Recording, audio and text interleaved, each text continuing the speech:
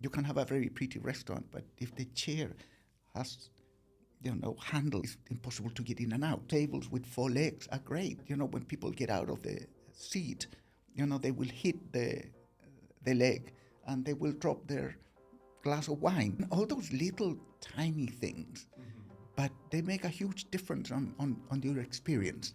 If I need to have a mobile phone for us to work together, you're not my right client anyhow. When I'm working, I need 10, 20 minutes to zoom in. We had a client that walked into our office, on the 29th of November, and he said, I got an opening party on the 26th of December, and we had nothing.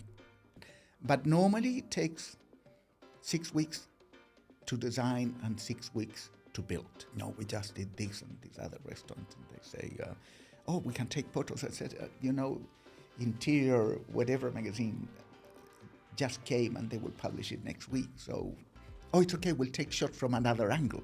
You're going to find something for everyone in that place. So it's an amazing place to go with a group of divergent, difficult people. The whole experience is entertaining. I mean, if I go out, I want to have fun. What do I like? I like sexy places.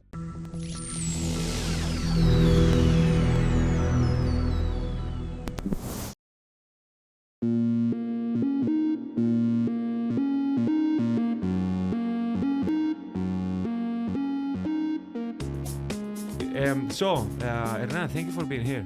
Pleasure. You became my idol 2 days ago. We talked about this on the phone, on the landline, but I wanted to start the podcast with this because I think it describes the character, or I imagine it does. I wanted to reach out to you. My wife actually did, and I said, I asked Katrina, can you please find out his WhatsApp number so we can maybe just finalize some details?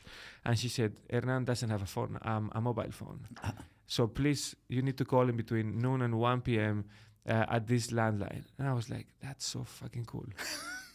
It doesn't feel that cool. How did you manage to achieve this? Because this is a real life achievement. You know what? We live without phone for 1 million years. And till the late 80s, really, you didn't have a mobile phone. You had to arrange things on landlines. Even the first mobile phones, I remember one of my friends carry one. It was probably 8 kilos. You carry a bloody full phone with you. Yes. And you had to arrange meetings, like in that corner at that time, and you allowed yourself maybe 15 minutes maximum. Normally was a window of 10 minutes to being late, and that was already really impolite, but you had to be there. Yeah. There was no questions about it.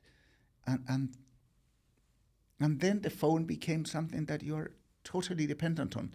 Now, I had a mobile phone when they were rare, and it was great because you could really save a lot of time. I jump in a taxi and I make my calls. But then when it became mainstream, it just, you have no time to think. You're constantly on the hook. Yeah. And I lost my phone in a taxi, I don't know, 15, 18 years ago. I can't remember how long ago. Really? Yeah. And for the first 3 days, it was like, I think I would have rather walked on my underwear than without the phone on those. It was like, where's my phone? Where's my phone? And so after 3 days, I thought, okay, it started getting used to the fact that I'm not carrying the phone with me. And I started getting calls on my landline. You still got a lot of those on those days, from clients saying, I cannot reach you, where's your phone? And I said, I lost it. I said, you have to buy another one. And it was so much pressure and aggression from some of my clients from the fact that I didn't have the phone.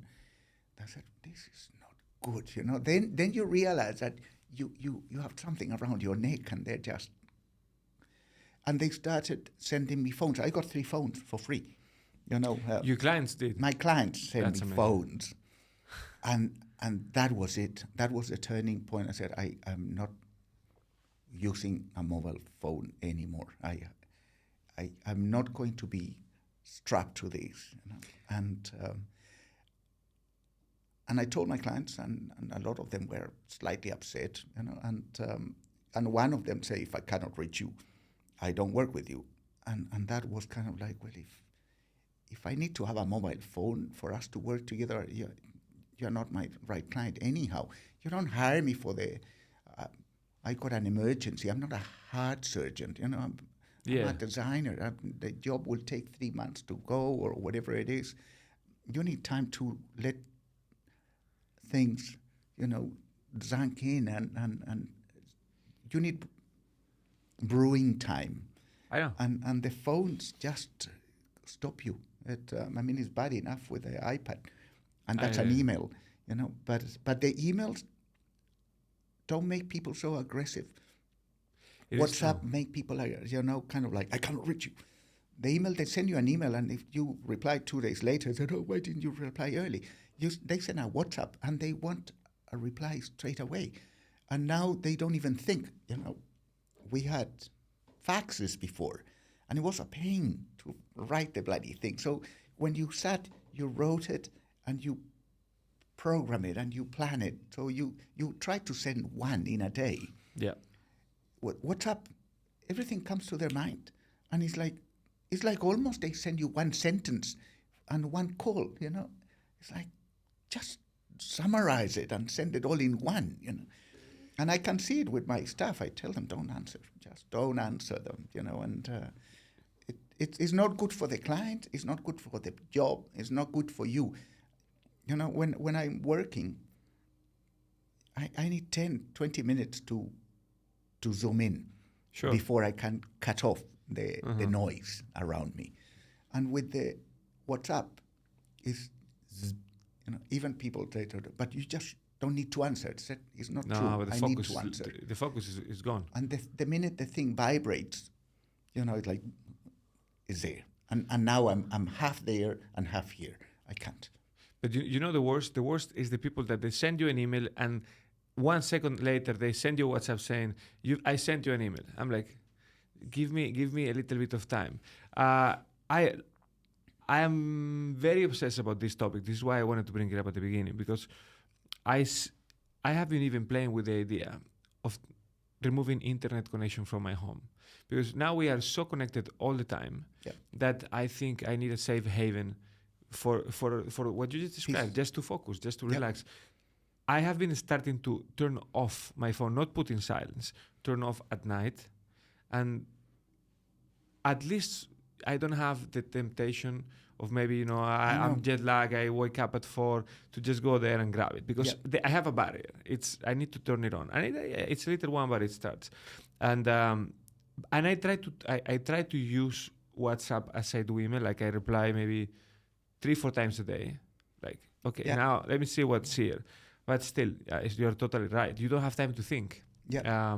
And when I go on holiday and I turn off the phone for 5 days in a row, like, I really could not care less if, God forbid, there is a fire in my mom's home back in Spain or something.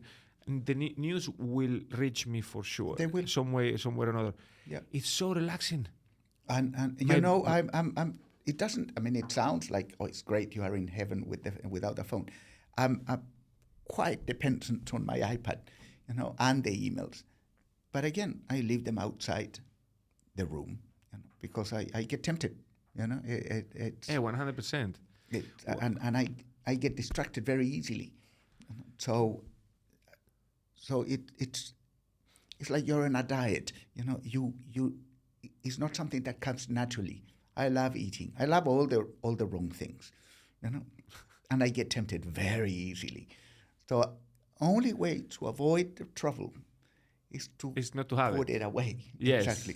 Games. I remember when computers came up and you have the little Macs with a little mouse that walk across your screen, and they had golf and fly simulators.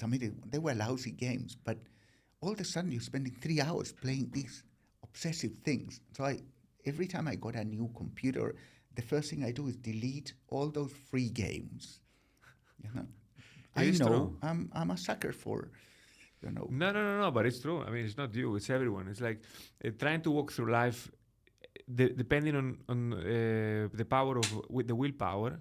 Yep. It's like being I say a gambler and trying not to gamble in a casino. It's like it's everywhere. I have a huge willpower if I don't see it.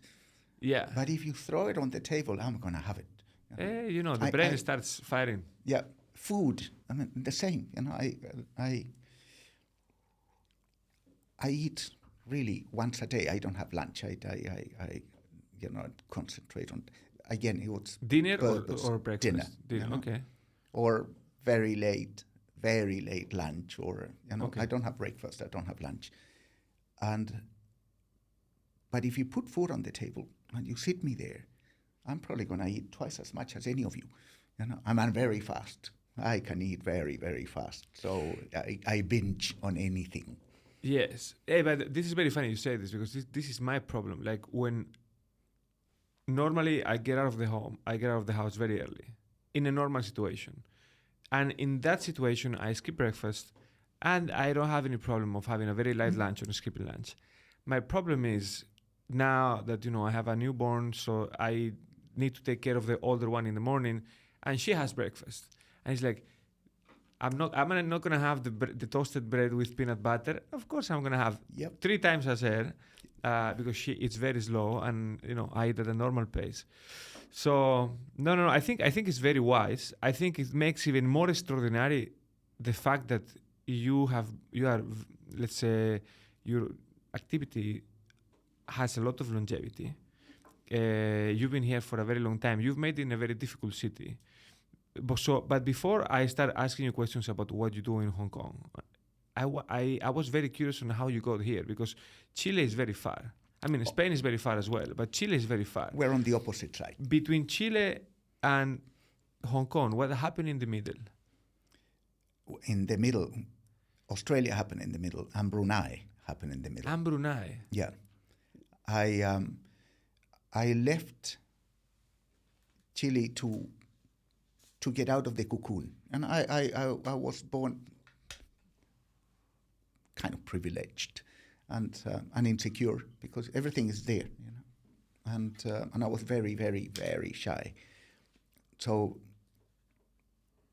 with my wife, it was like purposely we have to get out, survive for a minimum 2, maximum 5 years, and come back. That was the plan.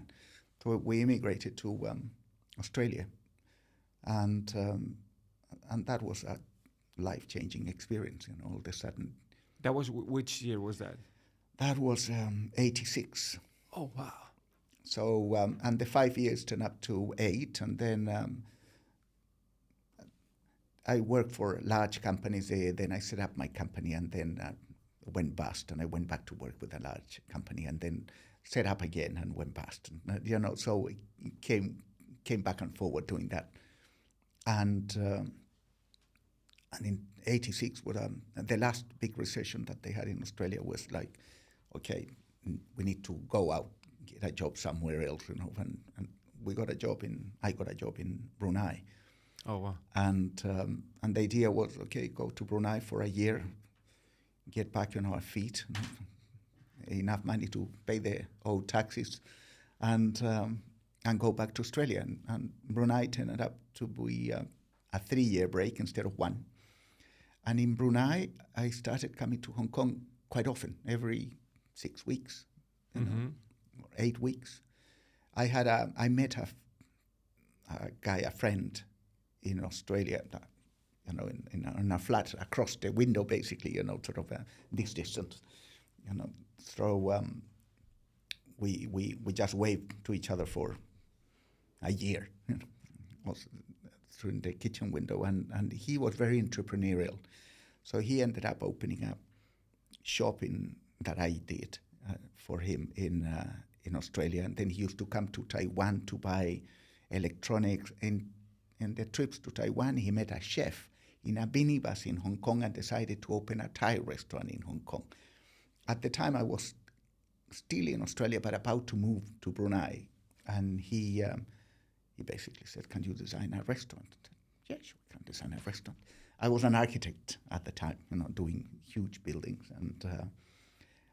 But my father had a restaurant a block away from my school when I was growing up. So I used to spend 10 hours a week, minimum in that restaurant every lunch. And after hours, I would go there, do my homework, wait for him to pick me up. He didn't work in the restaurant. He just, so he picked me up and we would go home. And I did that for years. So I grew up in this restaurant, there it was 60 people working in there. And, but it never occurred to me to be in the restaurant business. It was just, it was a family gathering every day. And so when this guy came up with, I want to open this Thai restaurant in Hong Kong, I was like, okay, sure. And I sat there and started working on it, and all these flood of emotions, of memories came back, and I remember sitting in the board meetings where they would sit me in a corner, and my father, his partners, and the architect would have a meeting to discuss, changes to the restaurant. And the architects were always incredibly articulate. They were such good salesmen. It's I grew up going to sites. Both my grandparents were engineers, and they used to do small, 3 houses and sell 2 and keep 1 or whatever it is. So every Saturday was like a trip to a site with either my grandfather or the other grandfather or my father, and they were going through the books and the accounts, and I went to play on the site with the workers and nail something on. So I knew I was going to be an architect all my life, since I have any memories. And the restaurant side was just something that happened on the side. But when these meetings came, it was the whole blend, the architect doing the sales pitch, and it was amazing because you have these 5 partners, 2 of them that were actively involved in the restaurant, and this architect would convince them of doing things that were totally illogic. It's he would come with a very theoretical approach. We can do that, and people will do that, and the 2 guys that operated would come and say, "No, I'm not too sure." He would convince them, and then they would build this thing, and within 3 weeks, it didn't work. So they have to start modifying it, but they don't call the architect to modify it. Then they start modifying them themselves. So ended up being a freaking mess. I mean, it worked, but it was a mess. So when this guy came up with this first restaurant, it was like, we need service stations. We need all these things that, as a designer, you just want to hide away. Yep. But I knew that if I hid them, they will come back, and they will come back done by the client, not by myself.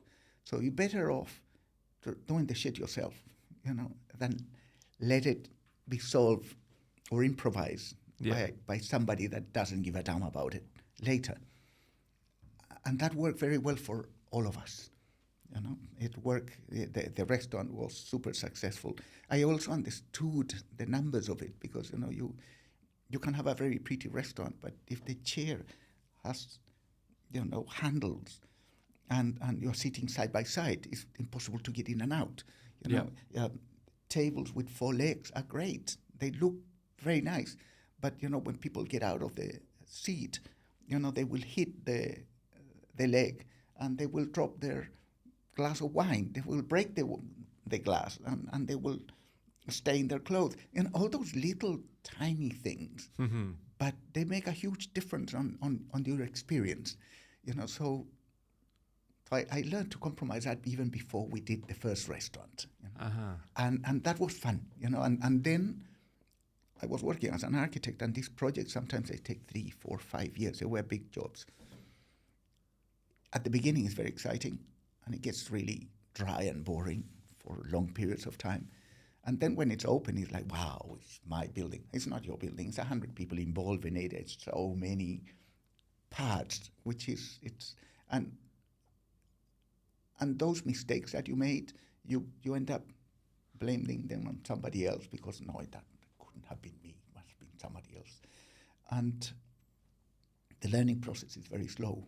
When you do a restaurant, first of all, the excitement of the action from the people that are there, it's immediate. It's it's very gratifying. When doesn't matter what ended up being the relationship between you and your client, not always goes well. The fact that they open and the place is full and is alive is gratifying. It justifies all the shit that happened before. It's like having a child. Eventually, eventually will pay off. I hope eventually it pays off. I'm hoping for that too. How many kids do you have? 3. Oh, wow. Yeah. And, 3 already, but you finished 40. the game. Oh, you never finish the game. That's a lesson that you will learn. Oh, never ever. This is a life commitment. Trust me, it will be some pain on different levels forever. And gratifying as well. My calculation of being over with it in 18 years is totally incorrect. Oh, totally unrealistic. Unrealistic. Yeah. I was thinking, I let them grow up in Hong Kong. They know languages. Hopefully they will be a little bit handsome and beautiful after the mother. I shouldn't pay for the university. So at 18, they should actually pay me royalties and just go. Good. You're recording this, are you? Oh, yeah. Excellent. They will be able to judge me. Red flag it. We'll bring it back up in 18 years. No, it's going to be... Mamma mia. So, how, let's say, between conception of a restaurant and the opening, how much time do you have? Well, things have changed a lot in the last 5 years. Rent-free periods have got longer. People are... It's quite weird. Deadlines used to be like set on stone, cast on, metal before. Now everything gets stretched. The timing is getting slower. The suppliers, it's changing. It's coming back to our normal. Okay. But we have done restaurants in. We had a client that walked into our office, on the 29th of November, and he said, "I got an opening party on the 26th of December." And we had nothing. We had empty shell. An empty shell. And he was like, "That's impossible." I said, "No, you have to." So I said, "No problem, we'll do it. But you're out of the way. You cannot have a word on this. You give me the menu, you tell me what you want, and we just do it." And so we walk on the site with the builder, the kitchen guy, the air conditioning guy, the client, his bar manager, his restaurant, the chef, and we just walk in, and he said, "Okay, air cons will go on this side, the kitchen will be here, the open kitchen here, the bar here." Basically, we just walked things and said, more or less, this is where things will go. And then we started drawing by hand. It was, I think, no time to draw it on the computer. It was like sketched it up, and my guys will put together some things on the computer, but most of it was by hand. And then we went to India. It was an Indian restaurant to buy decorations. Like, went there, buy the fabrics, buy this, buy that. I had a shipment of 60 chairs that were coming for another restaurant that had plenty of time to shuffle things. Yes. So I said, "Okay, that shipment of chairs, this will be the chairs for this restaurant, and we'll find a different chair for the other one." Okay. And they open on the... This is 2024 or when? No, this is a long time ago. 1995. 1995. So people... 2005.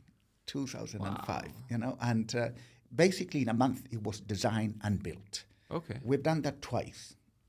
The first time I promised never to do it again. I did it again. Now, so far, well, good. We haven't done it again. But normally it takes 6 weeks to design and 6 weeks to build.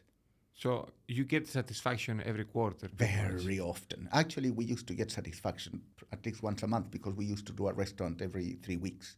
Okay. So it was No. It was. That's super. Oh, absolutely. More often than sex. I don't think you're being totally sincere with this. Uh, let me walk back a little bit just to follow the chronology until 1998, in which ZHA opens. Which, but since if my numbers, if my understanding is not wrong, 86 to 92 you are in Australia. Then 92 to 95. 86 to 93 I was in Australia. And 93. And then 93 to 96 I was in Brunei. And then you come here. And then 96 we came here. 97, 98 we had the Asian crisis, which was very similar to the crap that we're going through now. Yeah. It was. And we couldn't leave. We were here. I came here with that client that I did that first Thai restaurant. Yes. And then we did quite a few restaurants for him. And that was my only client at the time. And he basically was like, you cannot work with anyone else. It's like, okay, I work with you. And but 97, 98 came and he went bust. And so we lost our only client. And we really couldn't leave, I didn't have money to pay tickets for the whole family to leave Hong Kong. So yes, of course, I could have called my mother, and my mother would probably send the tickets, But it was like, no, we worked from home for 6-7 months. That's another whole story. It was really scary time, but we survived. And the thing is, on those days, you didn't have this kind of social media. You have printed media.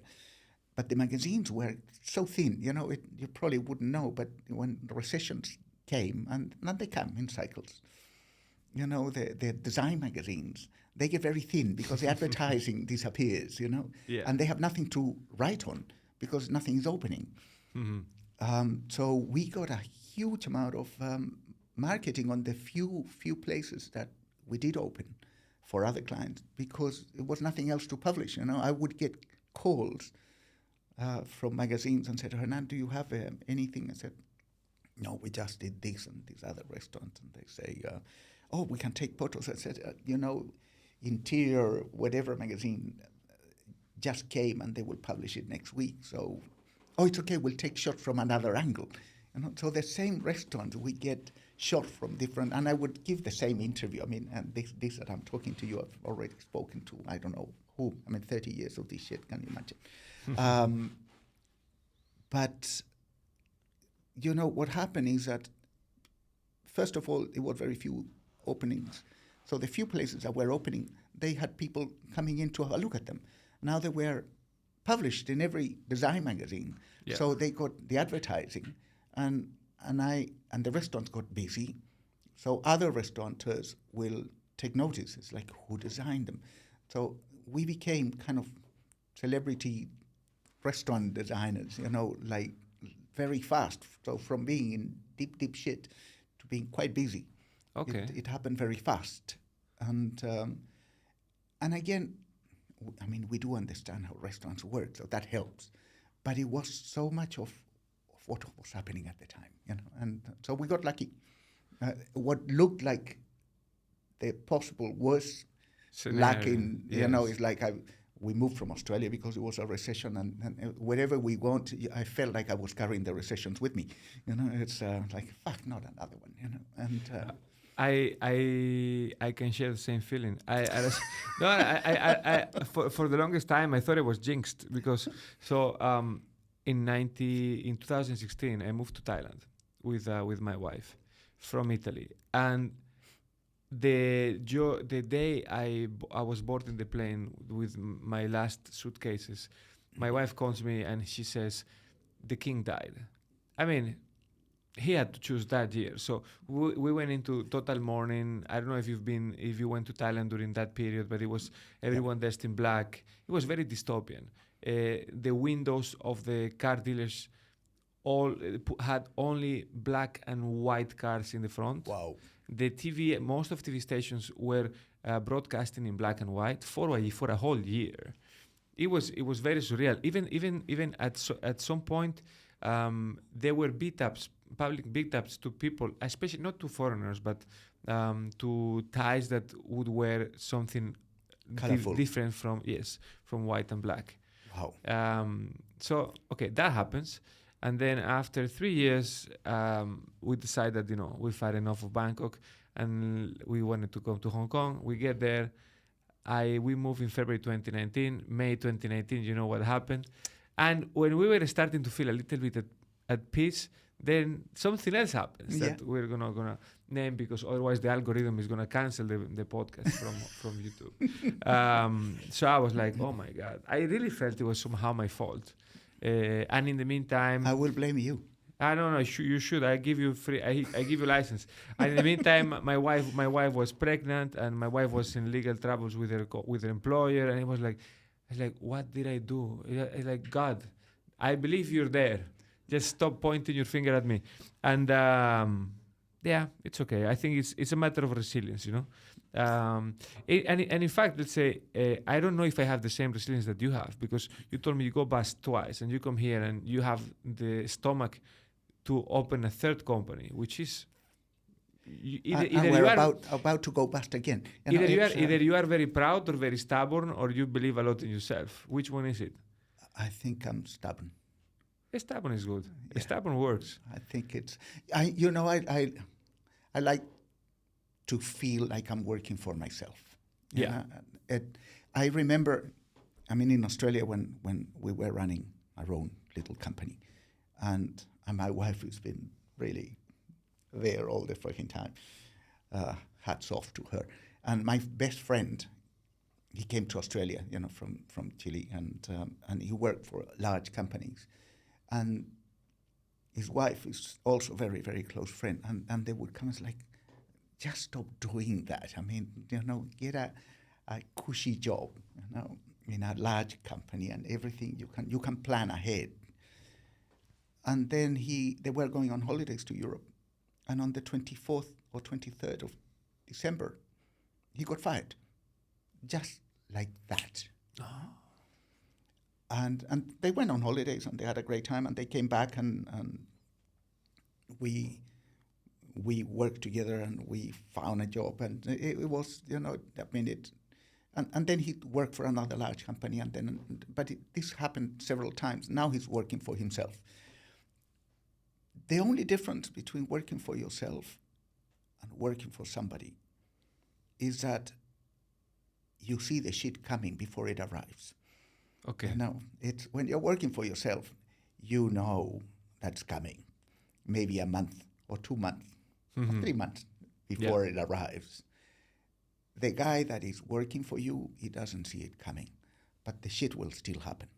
Yeah.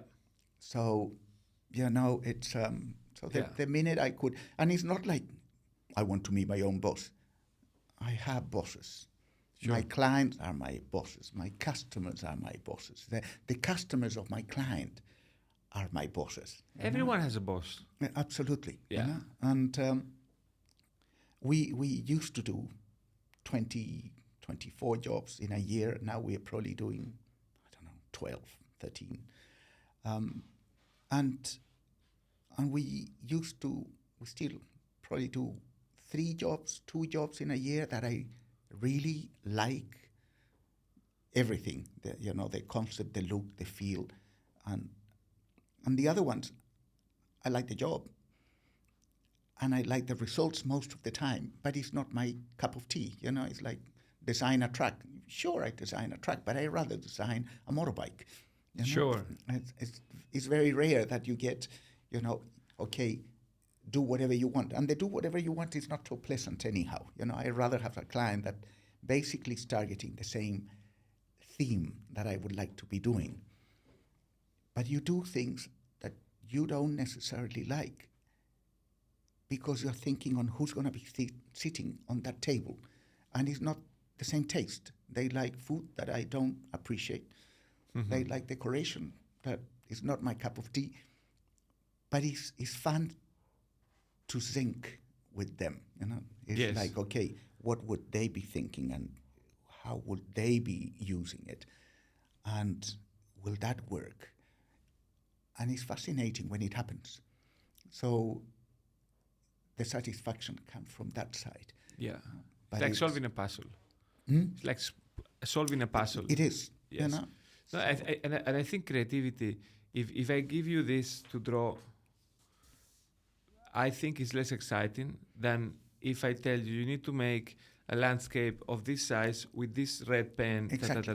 I think it's more is when it comes to creativity, when you have constraints, Yep. it's more interesting because you need to solve a problem. Otherwise, you don't really have any direction, and it's also a recipe for disaster.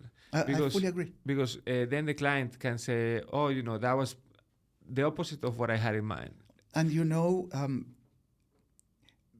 I used to complain when you have these clients that change their mind and can you do that, or I want try something different or harder, and it's like, oh God, what now?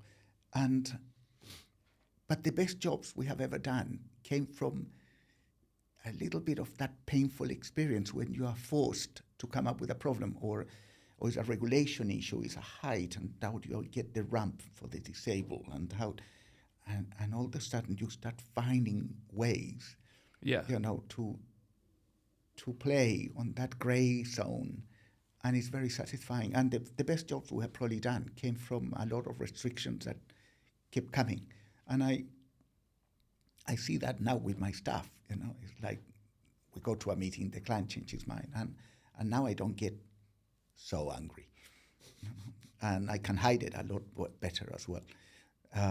But my staff, you could see them like the hair going on, like aggressive mode, and it's like, it's okay. And then we go back in the taxi, go back to the office, and it's like, oh, what are we gonna? It's just chill out, relax. We'll talk about it tomorrow. Yes. And when the jobs are finished, you can come back and say, okay, you see it's not so bad. And little things. In Hong Kong, you have to constantly compromise with, again, very often because of timing. Mm-hmm. Everyone lives in such a rush here that you have to use materials that this is what I want. I need to wait 3 months.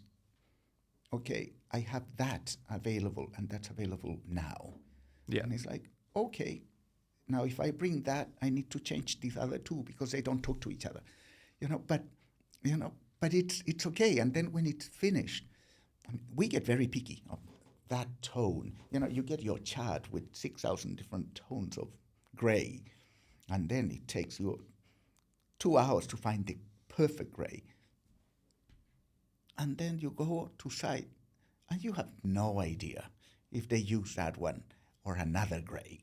You have to put the chart right against it. It looks okay. Yeah. It will change. It will change during the day. You come in the morning, and it will look different than in the afternoon because of the quality of the light that comes from the outside.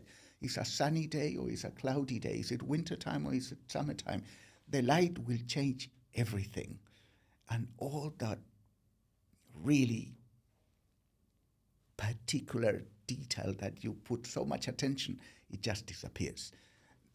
I'm not saying you shouldn't put attention to that, but you shouldn't obsess on it. I think it's very useful when it comes to these situations to be able to have a multiple personality, which normally this is the definition of a mental disorder, but it's very practical because it happens on a different level with me and my distributors and my clients. You need to have one personality at one moment, and then, when in the briefing, in the ideas generating moment, you need to have a certain mindset, and then you need to just change the brain, put a different brain, and to make it happen. And don't even learn not to feel the pain when making compromises, because it's part of life. It's like when you want to. It's like having a wife, and she wants something different, and you realize that it's really not that important. It's not going to change your life, and it's going to make your day a lot easier. Exactly. But it's a matter of becoming older. I actually wisdom. That's such a wonderful word. And again, I'm not even 40, but as I'm growing up, apart from losing a little bit of hair, I'm super happy. My body hurts, but I don't. Wait till you get to my freaking age. And you look very much in shape. I think it's the phone. I think it's the phone, and also I think it's the phone, and I think that is the fact that you passed a lot of. You had your recessions in Australia. You were here in '97, in 2003, and you were here very recently. How does this look different or similar to the past experiences? And when do we get out of this? Oh, I wish I Crystal had a ball, crystal ball. Exactly. I have two, but they're not crystal. Now, I don't really know because there's so much negative energy around from people saying, "Oh, we're never going to get out of this." But we're never going to get out of the '98. I think is really the closest one to this one. The other ones, 2003 was freaky. SARS was very fast, and the level of panic I haven't seen before anywhere. It was everyone was in total panic and denial. I had friends that would just simply leave, and he's like, "Where are you going?" "I'm going to Europe." I mean, this shit is gonna get there before you even open the door in Italy, but it just came and went so fast. So my experiences after '98 have always been of very fast recessions. It's a panic, and within a year you're back up. '98 was very, very similar. It had a political element. We just had the transition of Hong Kong to China. I'm sure that the West were very happy to see Hong Kong failing. Sure. We had it for 140 years and you screw it up in two, So it was similar, not the same, but similar. So you had, apart from the political element, you had the economic recession. The whole of Asia was in a huge recession. And the amount of empty places in Hong Kong were very similar to now. You walk through the streets and it was nothing. We did a job for Hong Kong Land, the landmark building at the time. It was a signage that they never got built, but it was a signage and the receptions desk for the concierge.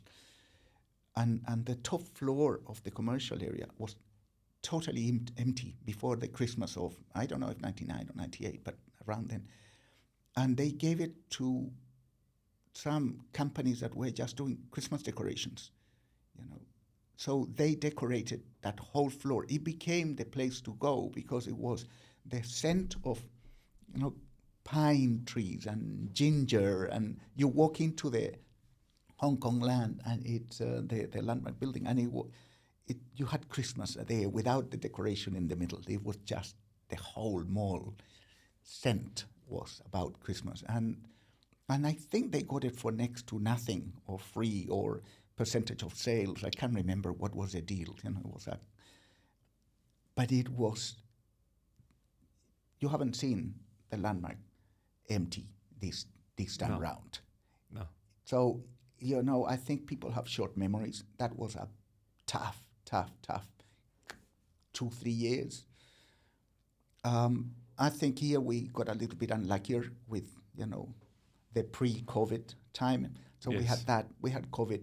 And then we had now we're going to get out of it. It was a little bit of an overconfident minute just after the COVID passed. It was like, now we're going to be bouncing back, someone in has 6 to pay months. We still have to pay the invoices.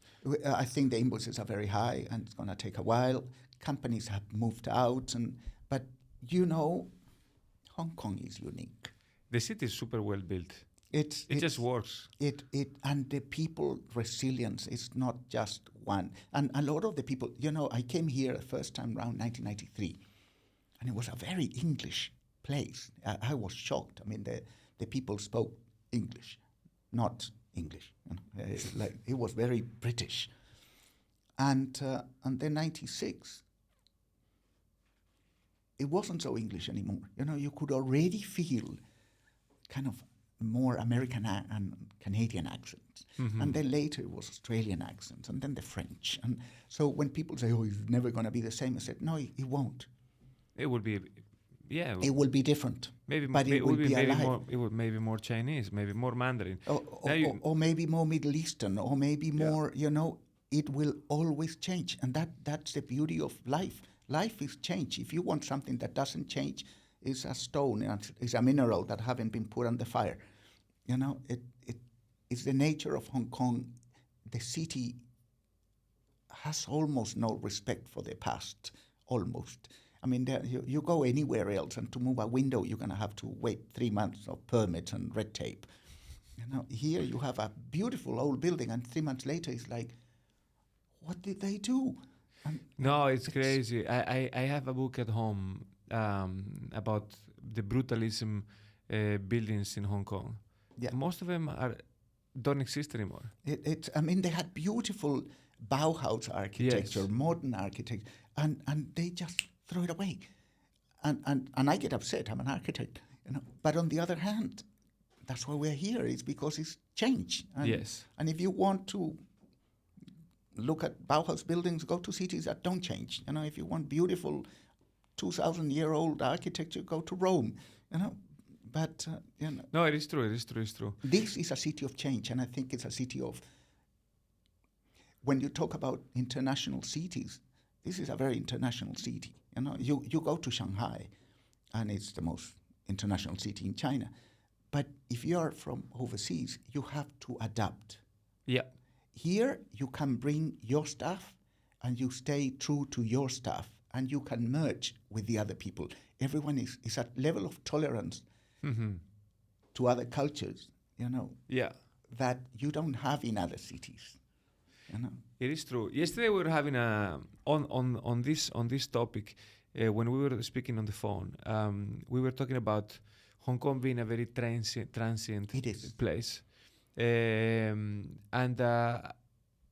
but despite the fact that a lot of things change, however, some places, especially some restaurants, some bars, manage to stay and to become classics. And you've done a few of them. Yeah, we've been very lucky. You've done the Verandah, the Peninsula. You've done the Pig Lookout. I've never eaten there. It's great. It's great. A chef will say, "Oh, that's not really good," because they have a mix of everything. So the quality probably is not a Michelin star, but the place is special. And the food is entertaining. You go with 12 friends. I don't like spicy. I don't like meat. I don't like fish. I don't like, I'm keto. Bloody hell, you're going to find something for everyone in that place. So it's an amazing place to go with a group of divergent, difficult people.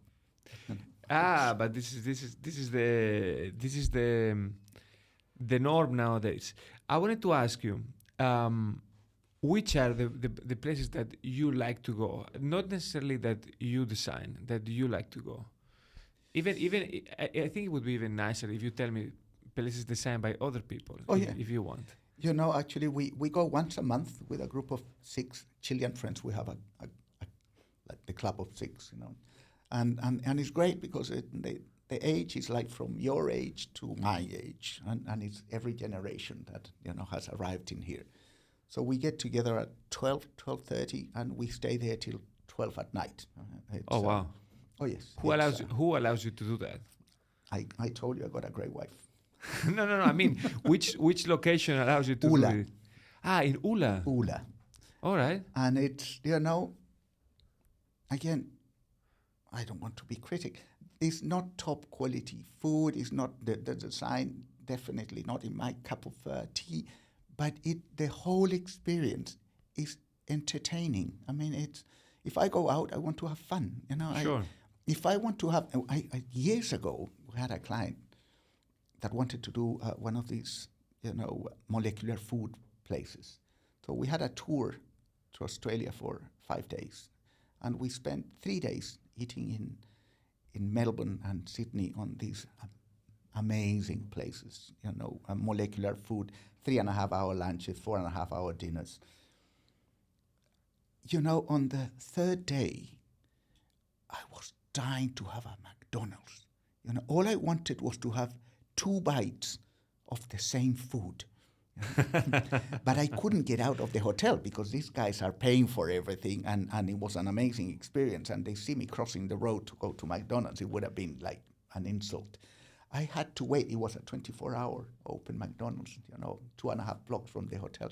I waited till so late at night. So they would be asleep. Yes.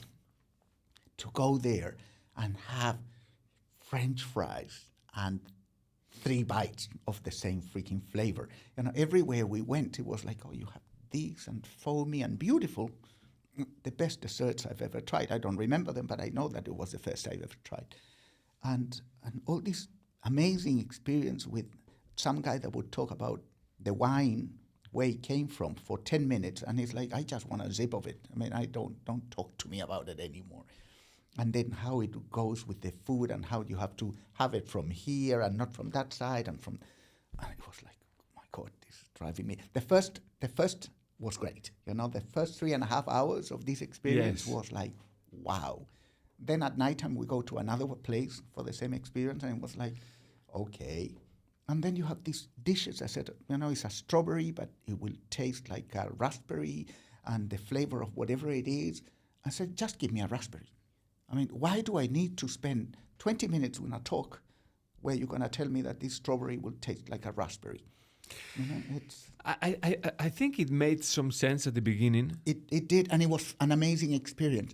But even now, that model is I speak with friends in F&B. I mean, I speak with David and with, let's say, many other people that work in the industry, and they all agree this fine dining is dying of a very slow death. Honestly, I think also it's a cycle. You think? Okay. I think it will die and it will come back, and the next generation don't know about it, and they will try to experiment again. And I think it's great. They come up with new things.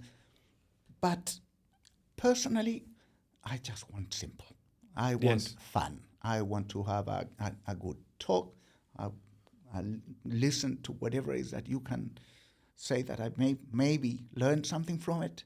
No, it's true.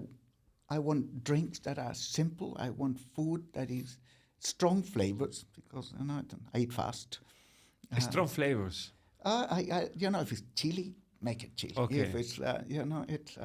Okay, fair enough. Don't go too mellow. That I have to concentrate to get the flavors of it. That is hard work. I love to go to places where I don't need to choose.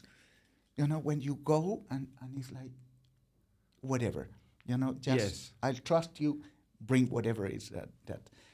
I used to be very fussy, I used to eat very simple. When I was young, I used to be punished by my mother very often because you have to stay and I had my 3.5 hour lunches and dinners on those days. On the same dish. On the same freaking dish, and it was cold and they will reheat it and bring it back and reheat it and bring it back. They were super kind that they would reheat it. Oh, I mean, trust me, after the third reheating, it tasted like shit. I mean, it was before it was bad already, but after the third one, it was like, my God, I have to eat that crap now. And I can't remember where were we. No. Sorry, I commented on the strong flavors. No, but on how so on how I we used to want basically things. have my rice and the meat and the tomatoes, and they couldn't mix. And I would not use the same spoon or fork on the first dish and on the second. It has to be a clean dish. And then you come here, and you go to China with the clients that we have there, and it's like, just please don't tell me what's in it. As long as I don't know what it is, you just tell me it's vegetarian, and I will enjoy it. Once they start telling me from which animal and which part of the animal it comes, it's like, oh no, please. Yes, I can relate 100%. In my case, because of my job, I counted 1 year, so I think I more or less eat outside 500 times per year between breakfast, lunch, and dinner. Yeah. Especially business trip are normally 2 or 3 times per day, which amount to a lot. And it's like the public announcement on the flights that I hate with a passion, and it's half of the reason why I don't fly with Emirates Airlines is because they say everything 3 times in English, in Arabic, and in the local language. So for me, going to a restaurant and listening to a menu and is just work, and it's like a lot of noise, and I see friction between my neurons. Yeah. Like, so I try to go. If I go with someone that has been there, like choose for me. Yes. And I just want to make the experience from the entrance of the place of having food in front of me as short and silent as possible. Yeah. I guess I'm a little bit personally a little bit picky on this, but this is your water if you want. Brilliant. Sorry. Thank you. But I think in general the world is also a little bit fed up of all of these experience-centered F&B places. I think Instagram has done a little bit of damage, and now people are happy with a white cloth on top of a table and very straightforward food. I think this is where the 25 years difference between us, counts. It's a cycle. Everything that you think we're done with this is just a cycle. Again. It will come back. I've seen it coming back. And 2008 when the Americans screwed up with their stock market and whatever it is, I had an interview, can't remember by whom, but it was me and a younger designer talking about the change in architecture, because prior to that, it was still very much, even Philippe Darc, everything was a little bit over the top, over design, over bling, over perfection, and the shiny, polished polyurethane finish woods, and all of that you look at it now, it's like, oh God, what were they thinking? And it went on to the industrial looking and rustic, which was a comfort place of hiding when the shit hits the fan, And this young designer was saying, oh, it's the environment. That's why people are going to these places, and designers are designing these because it's environmentally friendly. And the whole approach of him was that we finally come to terms with the fact that we have to, be responsible with this. And the guy asked me, and I said, no, I wish it was true, but it's in. It's just fashion. It's just fashion. We are all going industrial and casual because we had enough of the bling bling, and we're blaming the bling bling for the crisis we're on. And now we just need a little corner where we can feel comfortable. Mm-hmm. We don't need to pretend. We don't need to dress up.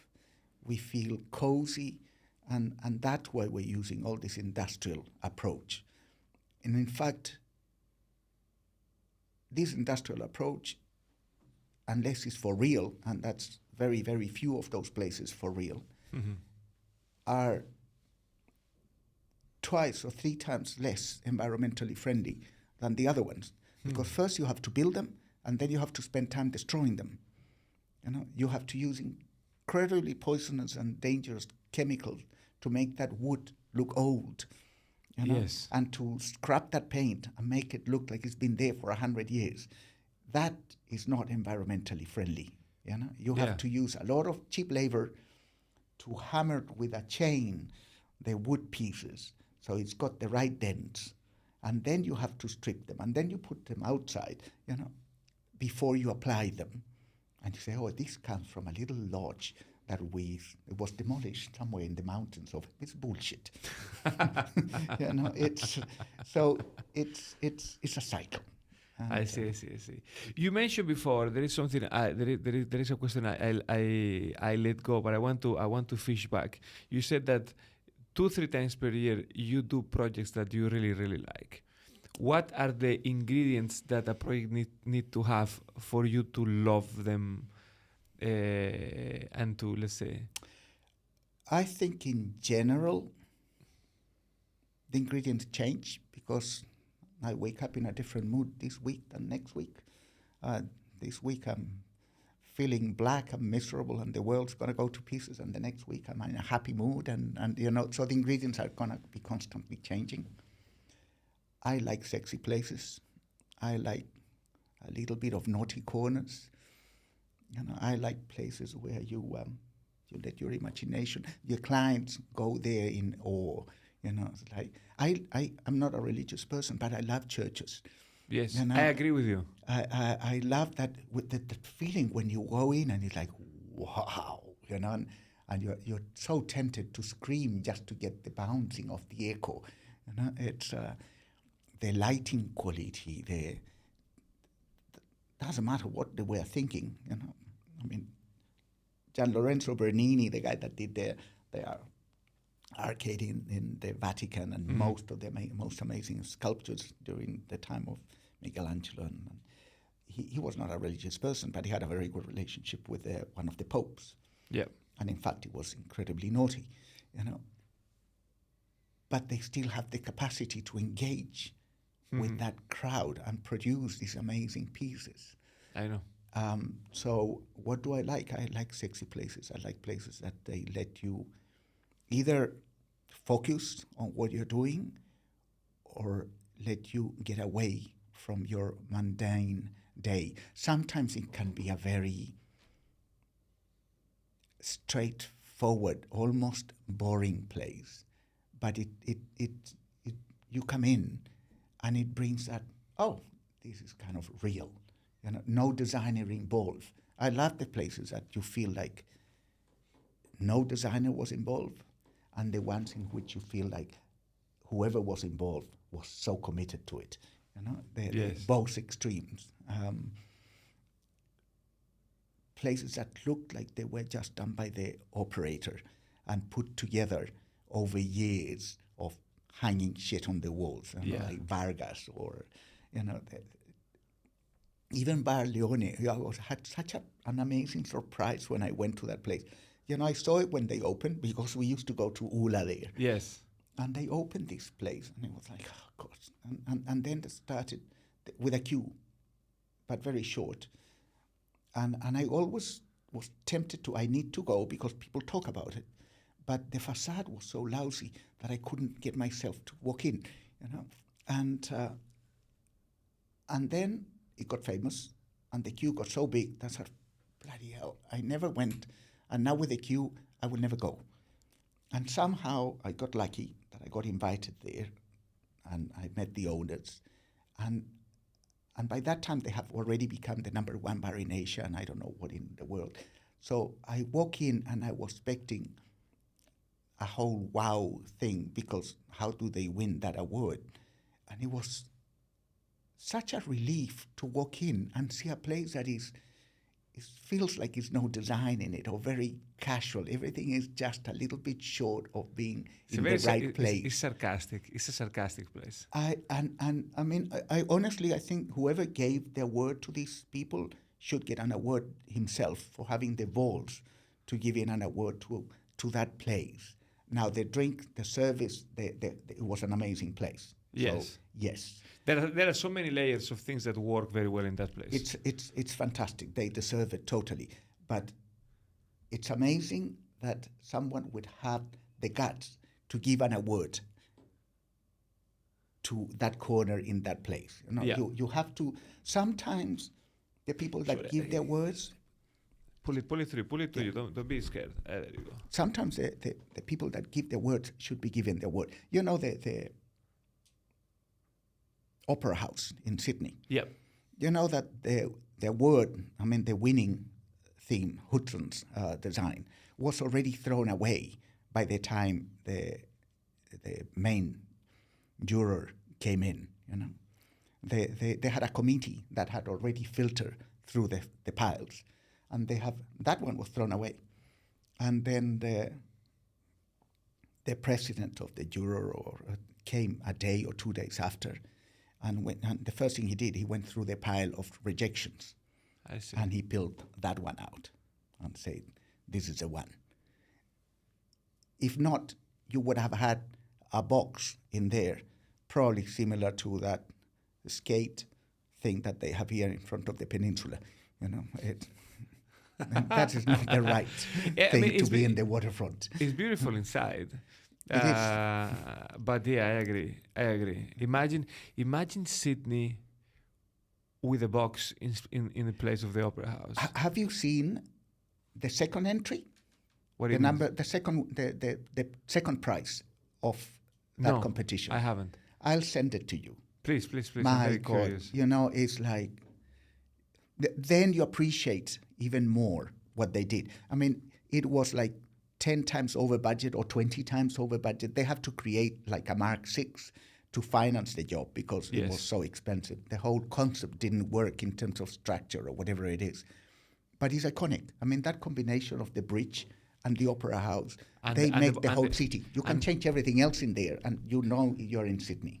No, I don't know if there is a city in the world that has, in such a reduced area, four elements so different. You could say even five, because you have the botanical gardens, the Opera House, all the skyscrapers on the Circle Quay. Yeah. The Circle Quay itself. Yeah. Actually, you could say it's six. You have the rocks, and then you have the bridge. It's like pam, pam, pam. Yeah. But without the Opera House, you get that, let's say, modernist ingredient. I mean, it's the cherry on the cake. Yes, You know, 100%. that's the one ingredient that Yeah. he can probably tell you, oh, that's going to change the dish. That 3 drops of this. No. It's totally true. It's totally true. It's totally true. I want to ask you. There is one story that you mentioned yesterday that I want to I want to go back because I thought it was very interesting. You told me that you when I was trying to get information of some of the projects that you had done in the past. You mentioned the Peak Lookout, you mentioned the Verandah. We spoke about one that you did very recently, the Jimmy's Kitchen in the in Pedder building. But then you mentioned the story about a gay bar that you designed. Oh, yes. For Hong Kong. Yeah. And when you were speaking, I was thinking, I hope I can bring back this enthusiasm tomorrow when we record the podcast. That was probably, when people ask me, which is your favorite project, it's so hard, Yes. But I think that would probably be on the top 3, Okay. It was 1995, I think. Before I came, before I came, I was living in Brunei. And this client of the Thai restaurant, by now he has done a Spanish restaurant. And so basically that's how I used to come here every 6-7 weeks, to come, have a look at a new site, then come and brief the contractor. And then they come back and set the lights a week before opening or something like that. And he was not gay, but at one point he said, I want to do a gay bar. And it was like, why? I don't know, 50% of his staff, they were gay, and they were not, actually they were not gay. He didn't have a single gay in his company. They were all queens. I mean, they were so much fun, and they convinced him to open this gay bar. And he did the numbers, and the numbers were like, the percentage of gay people, the average income, their disposable income. I mean, everything was like, it's an amazing market. And so he comes to me and said, can you do a gay bar? I said, sure. What's so special about it? And in Hong Kong at the time, it was only one. And where smoke and where the barrel is or somewhere there. And other level below there. And it was called Propaganda, and it was just basically a black hole. It was nothing in there apart from really good music and a black hole. So it was nothing to learn from in that one. And then I've been to a couple of gays bars before, and they looked like a normal house or a pub with a lot of leather. But, it didn't have anything special. So we did a tour to Madrid, London, Barcelona, and just visiting gay clubs. And it was an eye-opener. It was so amazing and so much fun. At the time I was living in Brunei, and I came back to design it, and I used to do that after hours. I mean, I had a full-time job in Brunei, but I used to do these things after hours. So I had a room at home that it was my studio. My wife was on holidays back in Chile at the time with the family. And funny thing is, I'm doing this gay bar, so it's a lot of anatomy, male anatomy drawn in. How do I bring that into the design without being tacky? Yes. And I used to stick everything on the walls. And one day I forgot to lock the door, and we had a part-time cleaner that would come in and clean the house, a helper. And of course, the helper probably managed to get in there, because I'd left the door open. So she never came again till my wife and everyone came back, But that job was fantastic, It was, it had all the elements. I mean, it had drinks and it had sex, So it was fun to design something with that. It's not it's still open? No, but it was there for 18 to 20 years. It was amazing. It's a restaurant there now. I think it's a Japanese restaurant, but it was called Zip. Okay. And it was just, we had a starry optical glass ceiling. We had the door handles. They got stolen 3 times, so we had to weld them at the end. They had a very weird shape. Elegantly done, Okay, but there was quite obvious what it was. It's my favorite place. Bravo. Oh, do you have some pictures from it? I'll send you. Please, I want to edit them in the video. Yeah, I don't think I have enough of them, but I definitely would have some. No, 100%. And we used a lot of. I mean, the best gay bars I've ever seen. They were all in Barcelona at the time. Yes, in fact, more than Madrid, eh? Yes, because then Madrid became the capital, the gay capital of. I was going to say Spain, but probably Europe. All right. On those days, I guess it would have been Barcelona. Yeah. So and we went there, and it was amazing. I mean, velvet, and it was Alfredo Arribas, that was the designer of most of these places, and he was amazing. And in one of the places, the last one we visited, it was scary because it was not so much the design, but we had to walk through these pebble stone walkway, and the light bulbs were all broken. So it was it was winter, and we get to this door, which is like an industrial brick wall, with just this metal door and these 2 huge black guys by the door. And it's like, this is weird, and we walk through the door, and then it's a curtain and a Juliet balcony. So you open the curtain and you come into this little Juliet balcony, and it's this huge three space warehouse below. So you're basically like there in the spot with a spotlight, So I know what a woman feels when he walks to a bar full of drunken men. You feel like, and you see all these eyes, like in Toy Story when they look at everyone watching, and it was scary. It was.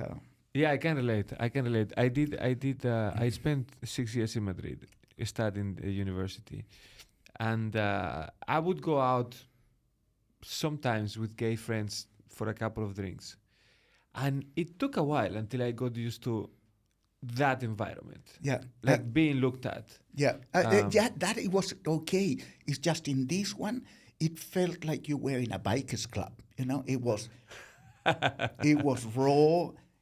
They had 2 big cages, one with a lady and one with a guy in leather straps dancing in the middle of the air. So it was like, oh shit, this is not a place where I come to flirt and tease and have a little bit of fun.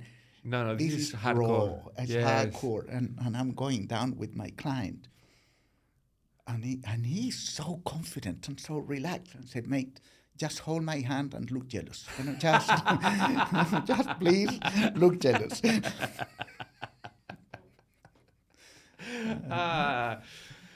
Madonna Santa. Hernan, you told me that you were very shy and I was. you didn't like to do these things. I hate it. But I think I think you should do your own podcast. I think you are a natural at telling stories, eh? It's you learn over the years, but I was overly shy. People would never imagine, you know, to which point I couldn't. In school, I didn't. I couldn't crit anything. You know, it's like come to the front. My hand would sweat. I would just go bright red, and I froze. My brain would freeze. You know, and even in university, I used to hang my projects. Yes. And go. And the teachers will come and you have to crit to the whole class. I said, no. I said, we'll take 1/3 of the mark. I said, no problem. Take 1/3 of the mark. I'm not gonna do it. And the first and last time I crit in university was my final project. You have to, you know, it's a committee of 8 teachers in there and the professors. And you have to explain the whole thing. But I had 3 nights in a row not sleeping. So by that time, you were not feeling it. I mean, I was sweating like a pig, but it was like I probably answered all the wrong things, but I passed, so it's okay. No. I think I couldn't tell from let's say how you are in front on the mic now, and despite the fact that you don't have a phone. I appreciate the fact that when we met at Zodiac's event and I told you about the podcast, you said, I normally don't do these things, but I'm going to do it. So I appreciate it double. Again, despite, let's say, fighting with the modernity of the ubiquitous connections, I was checking your Instagram yesterday, the Zanghellini and Holt Associates one. And I think you do a great job of, let's say, you use Instagram, you use social media, your company does in the right way, which is... You know that I get it, my niece. My niece worked for Arch Daily for, I don't know, 8 years. She started when they were, I don't know, 5 people. And she left a year ago. She's an architect, and I brought her here. And I said, okay, you work on the design, but you have to lift the game on our social, because we do very, very little marketing. I call it bullshit, but she calls it marketing. We are kind of agreeing that, and she's convinced me over a year, it's taking her a long time, that if you're doing that with substance, it's the right thing. It's not right when there's no substance behind. Exactly. So I'm still dealing with it, but she's right. You know? Exactly. This is exactly what I'm trying to do with this podcast, because nowadays you go on LinkedIn and you see a lot of these people that I criticize on every episode, that they show you the 9 skills you need to develop for success, or the 7 secrets for a longevity, and they never done them, and the 13 tenets of the. I'm like, shut the. I know. But I think it's important to share, and I think it's important to share something of substance. And this is why I'm very grateful that you came and spent time with me, because you made the episode. I enjoyed the episode. I hope you did. I did. I enjoy your presence. It's always been entertaining. You are super kind. You know, what do you think, David? I always ask for his approval. You like the episode? I think it was a very nice one. What are you up to this weekend? Because this is we are pretending this is a Friday in the afternoon. So, I mean, honestly, I had a heart attack a year and a half ago. Really? Yes, I should be dead. Somebody decided, and I needed further punishment, so I'm being back here. I was swimming in Repulse Bay and had a heart attack. No way! I landed on the pontoon. My daughter came, CPR. They came. They put the whole thing, and I was off, like gone for 12 hours, and then I don't remember anything for a week, and then all of a sudden the first thing I remember is I'm I have a huge menu and I can pick a pig tomahawk, I said, can I eat that? And said, yeah. I said, okay, I want that. And that's the first thing I remember. Whatever happened before, it was forgotten. Really? Yes. How did we get there? What are we going to do this weekend?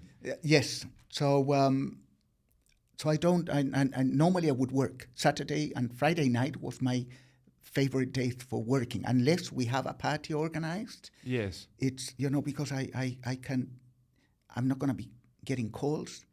My staff won't come to the office.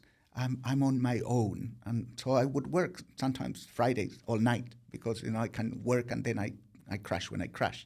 Yeah. But after that, they said, no, you have to work normal hours and sleep normal hours. And it has been almost like that for a year and a half. But now I'm getting back my Saturdays, so I can work again on Saturdays. I wasn't not allowed to work on Saturdays. Now it's like, okay, just fucking go.